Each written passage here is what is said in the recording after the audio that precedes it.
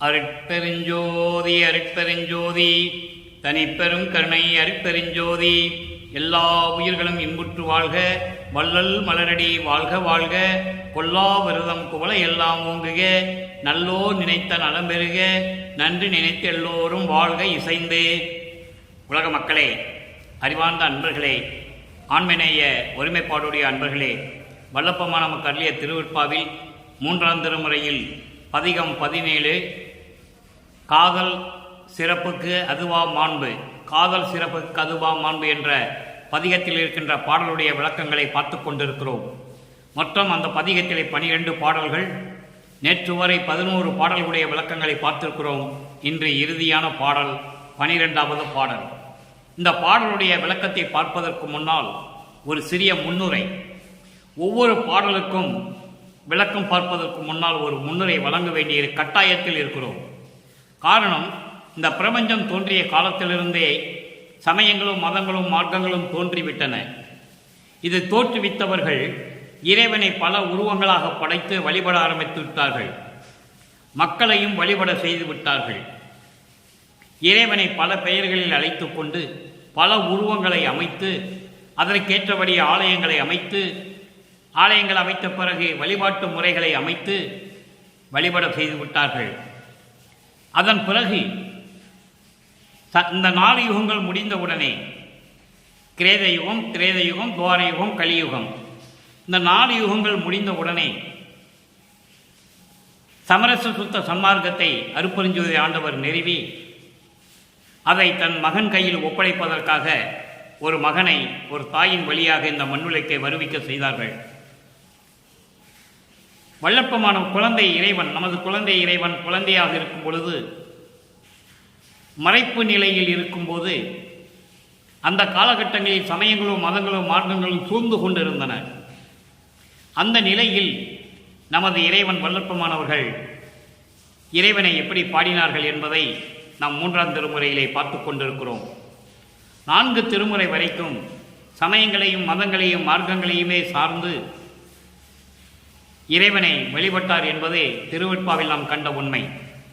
காரணம், சைவ குலத்திலே பிறந்து ஒரு குழந்தையாக பிறந்து சமயங்களையும் மதங்களையும் மார்க்கங்களையும் சார்ந்த வழிபாடுகளை கொண்ட ஒரு குலத்திலே பிறந்து அங்கேயே வளர்ந்து வந்ததனால் அதிலேயே பற்று கொண்டு இவரும் இறைவனை பற்றி பல உருவங்களை அமைத்து பல உருவங்களிலே இறைவன் திருவிளையாடல் செய்ததையும் எப்படியெல்லாம் இறைவனுடைய அருள் இருந்தது என்பதையெல்லாம் நமக்கு 3ஆம் திருமுறையிலே அருளியிருக்கிறார்கள் நமது இறைவன் வல்லற்பமானவர்கள். அந்த நிலை மாறி இறைவன் அருட்பெருஞ்சோதி ஆண்டவர் தன்னை வந்து ஆட்கொண்ட பிறகு இந்த நிலை மாறுகிறது. சமரச சுத்த சன்மார்க்க நிலையை பெற்ற பிறகு இந்த சமயங்களும் மதங்களும் மார்க்கங்களும் சாராத நிலையில் இறைவன் எப்படி இருக்கிறான்? ஒளி வடிவமாக ஆதியும் அந்தமில்லா தோன்றியன் அருட்பெருஞ்சோதி இவர்தான் என்ற நிலை அப்பொழுதுதான் நமது இறைவன் வல்லற்பமானவர்களுக்கு தெரிய வருகிறது. அதன் பிறகு இறைவனிடம் எப்படி வேண்டிய அருளை பெற்றுக்கொண்டார் என்பதையும், சமரச சுத்த சன்மார்க்கத்தை பெற்ற பிறகு எப்படியெல்லாம் அருளை பெற்றுக்கொண்டார் என்பதையும் நமக்கு விளக்கமாக அருளியிருக்கிறார்கள் நமது இறைவன் வல்லற்பமானவர்கள். அதை பார்த்து கொண்டிருக்கிறோம். அந்த வகையிலே இன்று நாம் பார்க்க வேண்டிய பாடல் 3ஆம் திருமுறை பதிகம் 17 காதல் சிறப்பு கதுவா மாண்பு.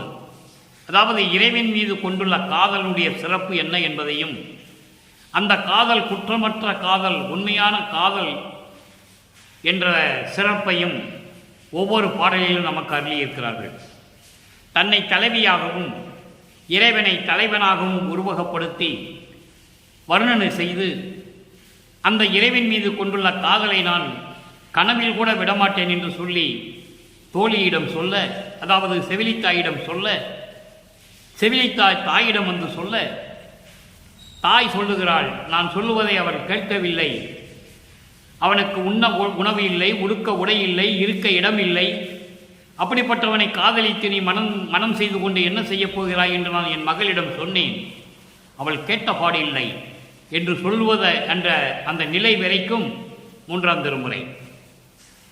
அதன் பிறகு 6ஆம் திருமுறைக்கு வந்த பிறகு சமரச சுத்த சன்மார்க்கத்தை பெற்ற பிறகு தோழியிடம் எப்படி சொல்லுகிறாள், இறைவனை பற்றி எப்படி அந்த தலைவி சொல்லுகிறாள் என்பதையும் அந்த தலைவி வருந்துவதையும் நமக்கு எடுத்து உரைத்திருக்கிறார்கள் 6ஆம் திருமுறையிலே. அதை பார்க்க போகிறோம். ஆக நீங்கள் எந்த விதமான குழப்பமின்றி சஞ்சலமின்றி இறைவன் சமயங்களிலும் மதங்களிலும் மார்க்கங்களிலும் சொல்லப்பட்டவர்கள் எப்படியெல்லாம் உருவகப்படுத்தினார்களோ அப்படியெல்லாம் அவர்களுக்கு காட்சி கொடுத்தார் என்பதையும், அதன் பிறகு சமரச சுத்த சன்மார்க்கத்தை பெற்ற பிறகு இறைவன் ஒருவனே, அவன் ஒளி வடிவில் இருக்கின்றான், அவன் பெயர் அருட்பெருஞ்சோதி என்ற நிலையையும் நீங்கள் உணர்ந்து கொள்ள வேண்டும். இப்போ இந்த பாடலை பார்க்கிறோம், நன்றாக கவனியுங்கள். இந்த பாடலுடைய விளக்கத்தை பார்த்த பிறகு 6ஆம் திருமுறைக்கு செல்ல வேண்டியிருக்கிறது. ஏன்னால் இந்த பாடலுடைய விளக்கம் அங்கே இருக்கிறது. சமயங்களும் மதங்களும் மார்க்கங்களும் சாராத விளக்கம், எந்த குறியீடுகளும் இல்லாத விளக்கம், சமயங்களிலும் மதங்களிலும் மார்க்கங்களிலும் சொல்லப்பட்ட வழிபாடுகள் இல்லாத ஒரு தனி மார்க்கம் சமரச சுத்த சன்மார்க்கம். இறைவனை நேரடியாக பார்க்கக்கூடிய மார்க்கம், இறைவனுடைய அருளை நேரடியாக பெறக்கூடிய மார்க்கம், மரணமில்லா பெருவாழ்வை பெறக்கூடிய மார்க்கம் சமரச சுத்த சன்மார்க்கம் என்பதை நீங்கள் புரிந்து கொள்ள வேண்டும். இப்போ பாடலை பாருங்க. 3ஆம் திருமுறை காதல் சிறப்பு கதுவா மாண்பு 12வது பாடல். உடையார். உடையார் உலகில் காசு என் பார்க்க ஒன்றும் உதவார், காசு என் பார்க்க ஒன்றும் உதவார், ஆனாலும் அடையாருக்கு அறியார், அடையாருக்கு அறியார், வேண்டாருக்கே அருள், வேண்டாருக்கே அருள்வார் வலிய, ஆனாலும் படையார் கரத்தார், படையார் கரத்தார் பழிக்க பழிக்க பாசு பதரை ஆனாலும், பழிக்கு அஞ்சா பாசு பதரை ஆனாலும். அற்புதமான பாடல், விளக்கம் தருகிறேன், நன்றாக கவனியுங்கள். பழிக்க அஞ்சா பசு பாதரை ஆனாலும் கடையா அமுதே நான் அவர் மேல் காதல் ஒளியேன் கனவினுமே என்று சொல்லுகிறார். 3ஆம் திருமுறையிலே இதுக்கு முன்னால் பதிகத்திலே தாய் மகளிடம் சொல்லுவாள், அப்படிப்பட்டவனை திருமணம் செய்து கொண்டு என்ன செய்ய போகிறாய் என்று. அந்த காதலை தோழியிடமும் செவிலித்தாயிடமும் சொல்லுகிறார். ஏன்னால் உலகிலே அதான் உண்டு. ஒரு பெண் ஒருவனை காதலித்தால் தோழியிடம் சொல்லுவாள், இல்லை என்றால் தன்னுடைய உறவினர்களிடம் சொல்லுவாள். அதுபோன்று நீங்கள் எடுத்துக்கொள்ள வேண்டும். அப்போ கனவு, அதாவது அந்த கடவுள் மேல், அந்த கனவின் மேல், என் காதலின் மேல் வைத்த காதலை நான் கனவில் கூட விடமாட்டேன் என்று சொல்லுகிறார். இப்போ பதவுரை பாருங்க. அடையாறு, அதாவது உடையார். உடையார் என்றால் எல்லாமே உடையவர். அருள் செல்வங்களையும் பொருள் செல்வங்களையும் எல்லா செல்வங்களையும் உடையவர் இறைவன். உலகில் காசு என் பார்க்க ஒன்றும் உதவார். இந்த உலகிலே காசுதான் முக்கியம் என்று நினைக்கின்றவர்களுக்கு, காசுதான் பெரிது, பொருள்தான் பெரிது, செல்வந்தான் பெரிது என்று நினைப்பவர்களுக்கு அருளை கொடுக்க மாட்டார், உதவார். என்றாலும் ஆனாலும் அடையாருக்கு அறியார். அடையாருக்கு அறியார் என்பது தன்னை வணங்காதவர்களுக்கு அரிதானவர், காட்சி கொடுக்க மாட்டார். தன்னை நினைக்காமல் வணங்காமல் இருக்கிறவர்களுக்கு எதுவுமே செய்ய மாட்டார். வேண்டாருக்கே அருள்வாள் வலிய, வேண்டாதவர்களுக்கு வலிய வந்து அருளை கொடுப்பார். அவர் நினைத்தால் வேண்டாதவர்களுக்கு கூட வலிய வந்து அருளை கொடுப்பார். ஆனாலும் படையார் கரத்தார்.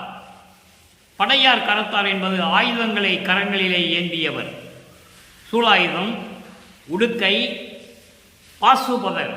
பாசுபதர் என்பது பாசு என்பது ஒரு ஆயுதம், உலகத்தையே அழிக்கக்கூடிய ஆயுதம். அந்த ஆயுதம் அவர் கையில்தான் உண்டு. அதன் பிறகு தன் மகனிடம் வல்லத்துமானிடம் கொடுக்கிறார். பாசுபதர் என்று பொருள். பாசுபதர் என்றால் இறைவன். பாசு என்ற ஆயுதத்தை ஏந்திய இறைவன். பலிக்கு அஞ்சுவதில்லை, பலிக்கு அஞ்சுவதில்லை. ஆனாலும் கடையா அமுதே. கடையா அமுதே என்பது கடைந்து எடுக்காத அமுதமே. தோழியிடம் சொல்லுகிறார், தோழியை வர்ணனம் செய்கிறார். கடையா அமுதே, அப்படிப்பட்ட பெண்ணே, நான் அவர் மேல் கொண்டுள்ள காதலை ஒளியே விடமாட்டேன் கனவினுமே என்று சொல்லுகிறார். இந்த பாடலுடைய பொருள் கோர்வையாக சொல்லுகிறேன், கவனியுங்கள். அதன் பிறகு இறைவன் வந்து ஆட்கொண்ட பிறகு இந்த சமயங்களும் மதங்களும் மார்க்கங்களும் இல்லாத நிலையில் அதெல்லாம் தேவையில்லை என்று சொல்லிவிட்டார். எல்லாம் பொய் என்று சொல்லுகிறார். ஞானசரையிலே சொல்லுவார், 6ஆம் திருமுறையிலே பல இடங்களிலே சொல்லுவார். அதெல்லாம் பொய் என்று சொல்லுவார். ஏனென்றால் அகவலிலே சொல்லுவார், சாதியும் மதமும் சமயமும் பொய்யென ஆதியில் உணர்த்திய அருட்பெருஞ்சோதி. சாதியும் மதமும் சமயமும் காணா ஆதி அநாதையாம் அருட்பெருஞ்சோதி. அது 6ஆம் திருமுறையிலே வரும். சமரச சுத்த சன்மார்க்கத்தை பெற்ற பிறகு இப்ப அந்த பாடலுடைய பொருளை கோர்வையாக சொல்லுகிறேன், நன்றாக கவனியுங்கள்.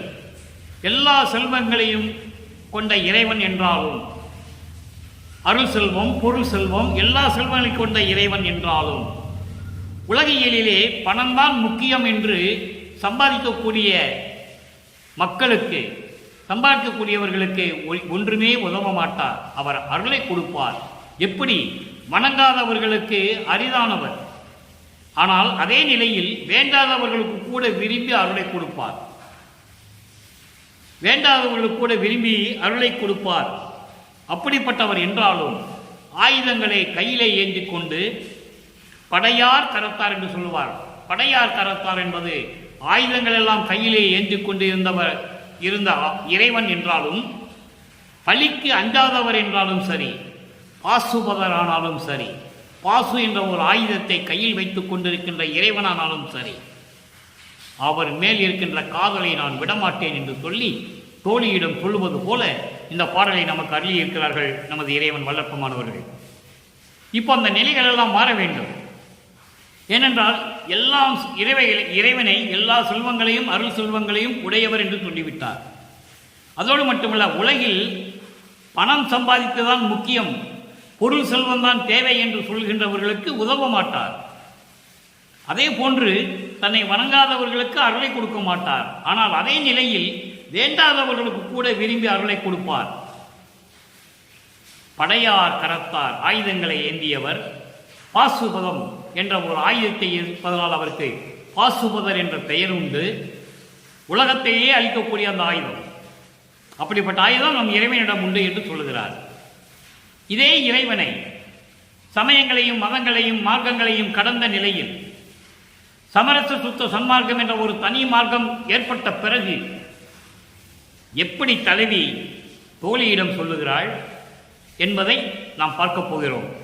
பதிகம் 81 தோழிக்கு உரிமை கலத்தல் என்ற பதிகத்திலே 12வது பாடல். இன்று நாம் பார்க்கின்ற 3ஆம் திருமுறையினுடைய கடைசி பாடல் 12வது பாடலுடைய விளக்கங்கள் 6ஆம் திருமுறையில் இருக்கிறது. சமயங்களையும் மதங்களையும் மார்க்கங்களையும் கடந்த நிலை கண்டிப்பாக சொல்லியாக வேண்டும்.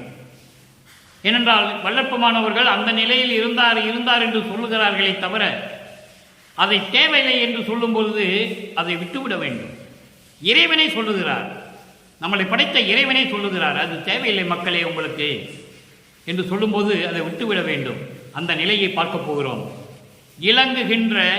இலங்குகின்ற பொது உண்மை இருந்த நிலை புகழ் என்று இயம்புகின்றாய் மடவாய் கேள். எப்படி சொல்ற பாருங்க. தோழியிடம் சொல்லும் பொழுது தோழி கேட்கிறாள், இப்படியெல்லாம் அவனை காதலிக்கிறாயே, எனக்கு உண்மை நிலையை சொல்லு என்று கேட்கும்போது தலைவி சொல்லுகிறாள் தோழியிடம். வல்லற்பமான் சொல்லுகிறார், இலங்குகின்ற பொது உண்மை இருந்த நிலை புகழ் என்று இயம்புகின்றாய். உண்மையான நிலை என்ன? இறைவனுடைய உண்மையான நிலை என்ன? பொதுப்படையான ஒரு உண்மையான நிலை என்ன என்பதை நீ சொல்ல வேண்டும் என்று என்னிடம் கேட்கிறாய் தோழி, கேள். யான் அறியும் தரமோ? நான் அதை அறிந்து கொள்ள தரத்தில் இருக்கின்றேனா? துளங்கும் அதை உணர்த்திடவும் கேட்டிடவும் படுமோ? அதை சொல்லவோ கேட்டுக்கொள்ளவோ அந்த தகுதி எனக்கு இருக்குமா என்றதை நான் சொல்லுகிறேன், கேள். சொல்லளவோ பொருள் அளவோ துண்ணும் அறிவு அளவோ, அதை சொல்லுவதற்கு சொல்லளவோ சொல்ல முடியாத அளவு இல்லை, பொருள் அளவோ துண்ணும் அறிவளவோ அந்த அறிவு கூட இல்லை. விளங்குகின்ற தத்துவங்கள் அத்தனையும் கடந்த மேல்நிலை. எப்படி சொல்றார் பாருங்க. விளங்குகின்ற தத்துவங்கள் அத்தனையும் கடந்த மேல்நிலை என்ற அந்தமெல்லாம் விளம்புகின்றதன்றி அதெல்லாம் சொல்லுகின்றது. தத்துவங்கள் சொல்லுகின்றன, அந்தங்கள் சொல்லுகின்றன மேல்நிலை எது என்று. அந்த நிலையை நான் உனக்கு சொல்லப் போகிறேன், கவனமாக கேள் என் தோழி என்று சொல்லுகிறாள். இதைதான் சொல்லுவார் அருட்பெருஞ்சோதி அட்டகத்திலே சொல்லுவார். தத்துவம் அனைத்தையும் தனித்தனி கடந்தோம், சித்தியில் முழுதும் தெரிந்தோம், அவை மேல் சிவநிலை தெரிந்திட சென்றோம். தத்துவம் அனைத்தும் தனித்தனி கடந்தோம், தத்துவாதீத மேல்நிலையில் சித்தியில் முழுதும் தெரிந்தோம், அவை மேல் சிவநிலை தெரிந்திட சென்றோம் என்று சொல்லுவார்.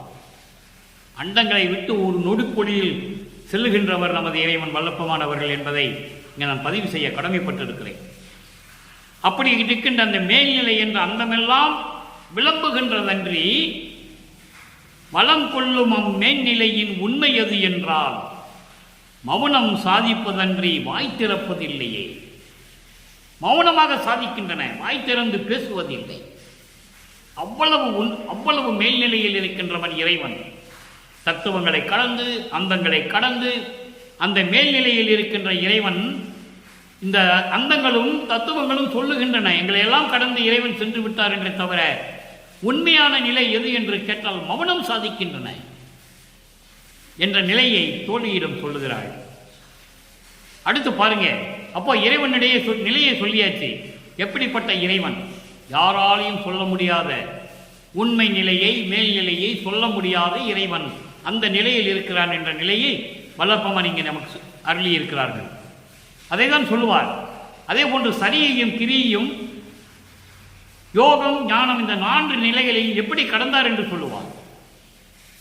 சரியை நிலை 4ம் ஒரு கிரிய நிலை 4ம் தனி யோக நிலை 4ம் தனித்தனியாக கண்டறிந்தேன். உரிய சிவநிலை 4ம் ஞான ஒளியால் ஞான அருள் ஒளியால் ஒன்று ஒன்றாய் அறிந்தேன், உண்மை நிலை அடைந்தேன். எப்படி சொல்றார் பாருங்க.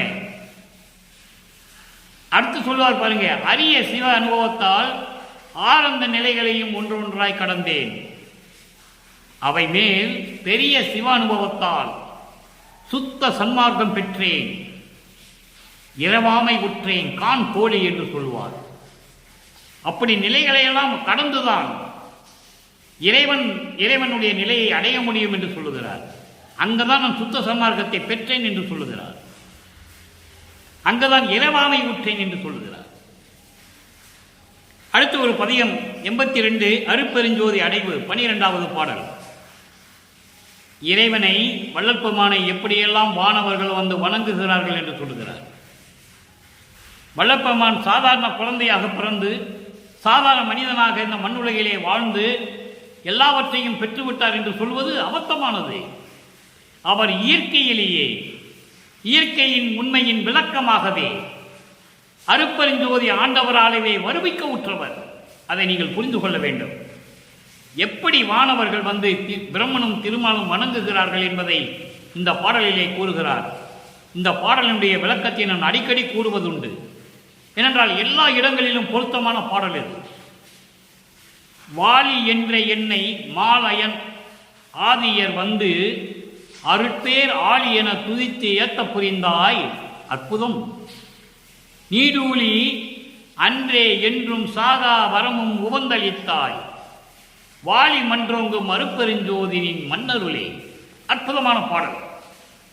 விண்ணுலகத்திலே இருந்து பிரம்மனும் திருமாலும் ருத்திரனும் மகேஸ்வரனும் சதாசிவனும் போன்ற பதத்தலைவர்கள் ஆதியர்கள் என்றால் மண்டலாதிபதிகள் அக்னி சந்திரன் சூரியன் போன்றவர்கள், விண்ணோர் வேந்தனாகிய இந்திரன், சத்தர்கள் சக்திகள் எல்லா கூட்டமும் சேர்ந்து என்னை வந்து அருள் பேர் ஆடி என்று துதித்து ஏத்த புரிந்தாய். என்னை வந்து வணங்குகிறார்கள், அருள் கடலே என்று சொல்லி என்னை வணங்குகிறார்கள். அந்த தகுதியை எனக்கு கொடுத்து விட்டாய். அந்த நிலையில் உயர்ந்த நிலையில் கடவுள் நிலையில் என்னை ஏற்றி வைத்து விட்டாய். அற்புதம். நீடூழி அன்றே என்றும் சாகா வரமும் உவந்தளித்தாய். அன்னைக்கு அவங்க வந்து எனக்கு வணங்குறாங்க, அவங்க முன்னாலேயே எனக்கு சாகா வரத்தை கொடுத்தாய். வாலி மன்றோங்கும் அருட்பெருஞ்சோதியின் மன்னருளே. சத்திய ஞான சபையிலே அருளாட்சி செய்து கொண்டிருக்கின்ற அருட்பெருஞ்சோதி ஆண்டவரே, உன்னுடைய அருள் நிலையான அருள் வாழ்க வாழ்க வாழ்க என்று சொல்லுகிறார். அடுத்த பதிகம் 87 கைமாறின்மை. சரி, இப்போ இறைவனுடைய நிலையை சொல்லியாச்சு, சமயங்களும் மதங்களும் மார்க்கங்களும் தேவையில்லைன்னு சொல்லியாச்சு, அதனால மக்களுக்கு எந்த விதமான பயனும் இல்லை என்று சொல்லியாச்சு. அடுத்து கைமாறின்மை, எப்படி இறைவனை பெற்றதுக்கு என்ன கைமாறு செய்ய போகிறேன் என்று சொல்லுகிறார்.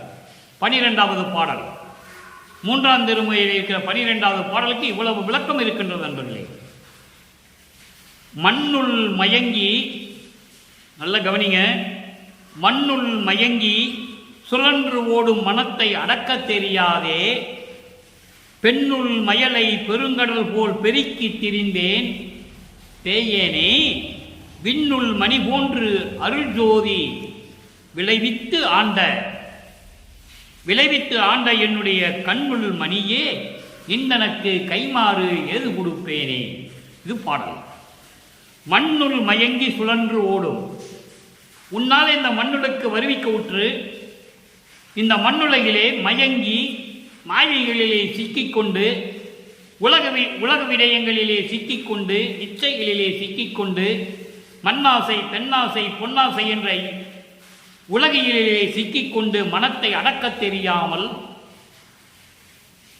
காமம் என்னும் பெருங்கடலிலே சிக்கிக்கொண்டு நான் தெரிந்து கொண்டிருந்த இந்த பேய் போன்றவனை, திரிந்த பேயேனை, விண்ணுள் மணி போன்று உயர்ந்த ஒப்பற்ற நிலையில் இருக்கின்ற அருப்பெருஞ்சோதியை எனக்கு கொடுத்து அருள் ஜோதி விளைவித்து என்று சொல்லுகிறார்.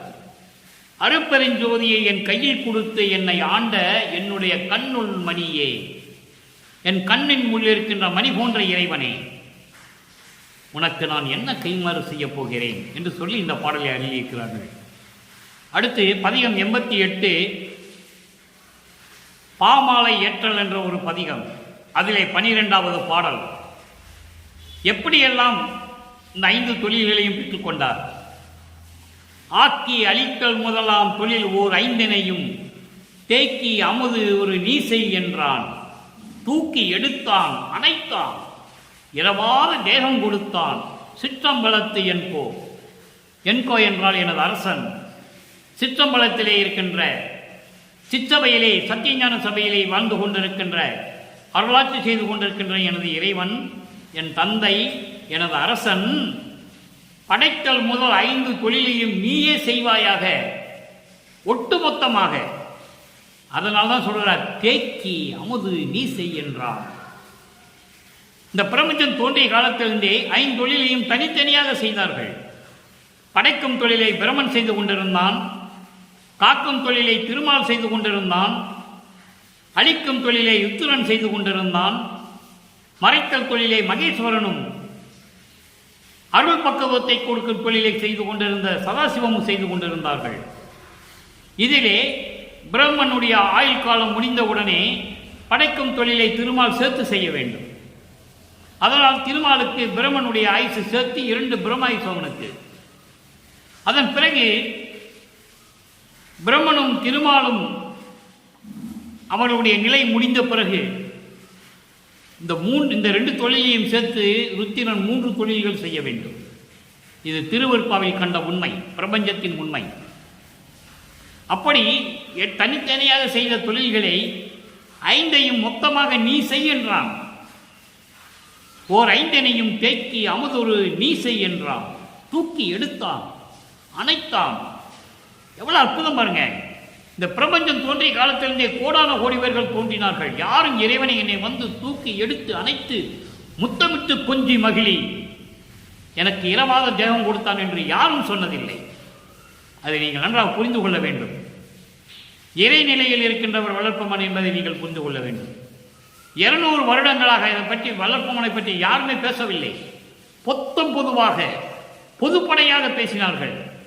வள்ளலார் சோறு போட சொன்னாரே, ஜீவகன்யம் பண்ண சொன்னாரே, இப்படிதான் பேசினார்களே தவிர அவர் 5 தொழிலை செய்து கொண்டு இந்த பிரபஞ்சத்தை இயக்கிக் கொண்டிருக்கின்ற இறைவன் என்று யாரும் சொல்லவில்லை. இறைவனாகவே இறைவனால் வருவிக்கற்றவர். அடுத்த ஒரு பதிகம் 96 பொன் வடிவப்பேறு. பொன் வடிவப்பேறு 12வது பாடல். அவ்வியம் தீர் உள்ளத்து அறிஞரெல்லாம் கண்டு உவக்க. அருமையான பாடல். அவ்வியம் தீர் உள்ளத்து அறிஞரெல்லாம் கண்டு உவக்க, செவ்விய சன்மார்க்கம் சிறந்தோங்க, ஒவ்வி விரைந்து வந்து என் உள்கலந்து மெய்யே மெய்யாக நிறந்து ஒன்றாய் நின்றான் நிலத்து. இந்த மண்ணுலகிலே அருட்பெருஞ்சோதி ஆண்டவர் என் தந்தையால் இங்கு வருவிக்க உற்ற பிறகு, இந்த மண்ணுலகை வருவிக்க உற்ற பிறகு, அவ்வியம் தீர் உள்ளத்து அறிஞரெல்லாம் கண்டு உவக்க, அதாவது முரண்பாடுகள் இல்லாத, வேற்றுமைகள் இல்லாத, அதைதான் வல்லப்பெருமான் சொல்லுகிறார், மாச்சரியம் இல்லாத. மாச்சரியம் என்பது முரண்பாடுகள் வேற்றுமைகள் இல்லாத உள்ளம் கொண்ட அறிஞர்களெல்லாம் கண்டு மகிழும்படி உவக்க என்று சொல்லுகிறார். அவ்வியம் தீர் உள்ளத்து அறிஞர்களெல்லாம் கண்டு உவக்க, செவ்விய சன்மார்க்கம் சிறந்தோங்க. செவ்விய சன்மார்க்கம் என்பது சமரச சுத்த சன்மார்க்கம், ஒப்பற்ற மார்க்கம், தலை சிறந்த மார்க்கம், தனி மார்க்கம். அதை தான் செவ்விய சன்மார்க்கம் என்று சொல்லுகிறார். நல்லா புரிஞ்சுக்கணும். நீங்க எதையும் சாராத மார்க்கம், சமரச சுத்த சன்மார்க்கம், சமயங்களும் மதங்களும் மார்க்கங்களும் சாராத மார்க்கம், அதான் செவ்விய சன்மார்க்கம் என்று சொல்லுகிறார். செவ்விய சன்மார்க்கம் சிறந்து ஓங்க. ஒவ்வி, ஒவ்வி என்பது சம்மதத்துடன், பூரண சம்மதத்துடன் விரைந்து வந்து, மகனிடம் சமரச சன்மார்க்கத்தை கொடுத்துவிட்டு பூரண சம்மதத்துடன் விரைந்து வந்து என் உள்ளம் கலந்து மெய்யே மெய்யாக, இந்த உடம்பு மெய்யான உடம்பாக, மெய் என்பது உடம்பு, இந்த உடம்பு மெய்யே மெய்யாக, மெய்யாக என்பது நிலையாக, உண்மையாக, அழியாமல் இருக்கும்படி, அதான் மெய்யே மெய்யாக என்று சொல்லுகிறார். அற்புதமாக இருக்கும். அப்படிப்பட்ட அழியாத உடம்பாக்க நிறைந்து ஒன்றாய் நின்றான், என்னோடு இரண்டரை கலந்து கொண்டான் என்று சொல்லுகிறார். இவர் தேடி இறைவனை போகல, இறைவன் இவரை தேடி வருகிறார். காரணம் அதுதான் நிலை. 51 ஆண்டுகள் கழித்து இந்த மண்ணுலே வருவிக்க உற்று 51 ஆண்டுகள் கழித்து 5 தொழில்களையும் இந்த 5 பேர்களிடம் வாங்கி தன் மகனுக்கு மணிமுடி சூட்ட வேண்டும். அப்படி மணிமுடி சூட்டும் போது, மகனே உனக்கு மணிமுடி சூட்ட வேண்டும், உனக்கென்று தனி உலகங்கள் இருக்கின்றன, நன் மனங்கோலம் பூண்டு வா மகனே என்று சொல்லுவார். அதற்கு இவர் சொல்லுவார், அந்த வாழ்க்கை எனக்கு தேவையில்லை, அந்த உலகங்கள் எனக்கு தேவையில்லை, பிரமன் திருவாளுடைய அந்த நிலைகள் எனக்கு தேவையில்லை, மணிமகுடம் தேவையில்லை, மாட மாளிகைகள் தேவையில்லை, எனக்கு இந்த குடிசையே போதும் என்று சொல்லி சித்தி வளாகத்திலே உட்கார்ந்து கொண்டு அருட்பெருஞ்சோதி ஆண்டவரை வரவழைத்து தன்னோடு இரண்டரை கலக்க செய்தார் என்பதுதான் சத்தியம், அதுதான் உண்மை. இல்லை என்றால் நான் இந்த தொழில்களை எல்லாம் முன்னிடந்து வாங்க முடியாது என்று சொல்லிவிட்டார். அந்த கட்டளையின்படி, அந்த நிர்பந்தத்தின்படி தான் தன் மகனோடு இரண்டரை கலந்து கொண்டார் இறைவன் என்பதை நீங்கள் புரிந்து கொள்ள வேண்டும். அப்படிப்பட்ட மார்க்கம் என் உள் கலந்து மெய்யே மெய்யாக நிறந்து ஒன்றாய் நின்றான் நிலத்து. இந்த மண்ணுலகிலே இப்படியெல்லாம் என்னோடு இரண்டரை கலந்து கொண்டான் இறைவன் என்று சொல்லுகிறார். அடுத்து பாருங்க, ஒரே ஒரு விளக்கம். 98வது பதிகம் சர்க்குருமணி மாலை 12வது பாடல். சர்க்குருமணி மாலை 12வது பாடல். பன்னெறி சமயங்கள் மதங்கள். அன்பர்களே, இதுதான் நிறைவான மார்க்கம். இன்று நாம் பார்த்த 3வது பாடல், 3வது பதிகத்திலே இந்த காதல் சிறப்பு கதுவா மாண்பு 12 பாடல்களை பார்த்தோம். இதுதான் நிறைவான விளக்கம். 98வது பதிகம் சர்க்குருமணி மாலை 12வது பாடல். பன்னெறி சமயங்கள் மதங்கள் என்றிடும் ஓர் பவநெறி இதுவரை பரவியது. எவ்வளவு அற்புதமாக சொல்றான்னு பார்க்கணும். பிரபஞ்சம் தோன்றிய காலத்திலிருந்தே இதுவரையில் பன்னெறி சமயங்கள், பல நெறிகளை கொண்ட சமயங்கள், சைவம், வைஷ்ணவம், கௌவாரம், சௌரம், கணாபத்தியம், சாதனம்.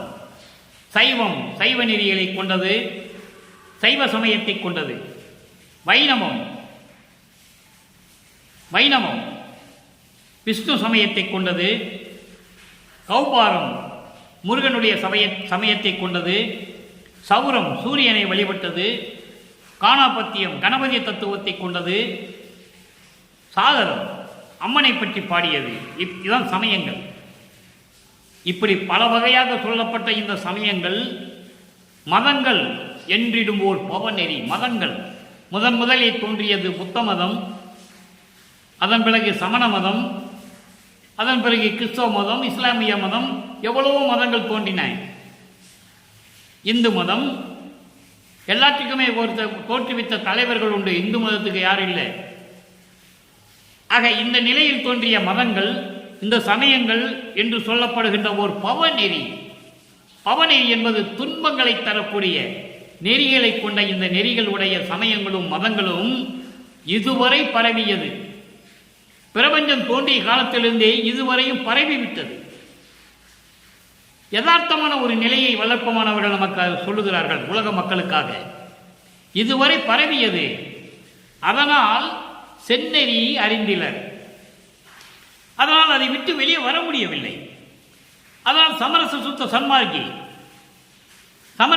சன்மார்க்கம் நெறி, அதான் செந்நெறி என்று சொல்லுகிறார். செந்நெறி தலை சிறந்த நெறி, தனிப்பட்ட நெறி, அதான் செந்நெறி என்று சொல்லுகிறார். அப்படி சமரச சுத்த சன்மார்க்க நெறியை இதுவரையும் அறிந்திலர். தெரிந்தபாடு இல்லை, யாரும் சொன்னதில்லை. இறந்து உலகோர் செறியிருள் அடைந்தனர்.